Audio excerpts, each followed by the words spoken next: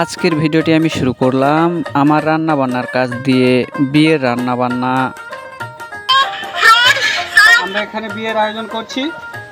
বিয়ের আয়োজনের পাক শাক চলছে আমাদের এখানে। তো বিয়েটা কার? বলতে পারছি না পাক শাক কেমন হবে, তবে আশা করছি মোটামুটি ভালোই হবে। বিয়েটা কার? এখানে রয়েছে মাংস আছে প্লাস আলু, মাংস আর আলু দিয়ে চাটনি হবে। আশা করছি যারা আসবেন আত্মীয় স্বজন সবাই খুব ভালোভাবেই খাবে। দেখা যাক কতদূর কি হয়। এখনো পাক শাক শেষ হয়নি, আমাদের ভাত হয়ে গেছে, এখন তরকারি রান্না করছি আমরা।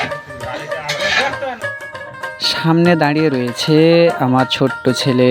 মনে হচ্ছে তিনিও যেন রান্নাবান্নার কাজে জড়িত রয়েছেন, কিন্তু সে অনেক আনন্দের সঙ্গে আমাদের কাছে রয়েই গেছেন। সবে মাত্র পেঁয়াজ, রসুন এ ধরনের যত প্রকার মশলা রয়েছে এগুলো তেলের মাধ্যমে ভাজা শুরু করেছি। এই মশলা ভাজা শেষ হলেই দিয়ে দিব এটার উপরেই মাংস, তারপরে নাড়াচাড়া করতে থাকবো।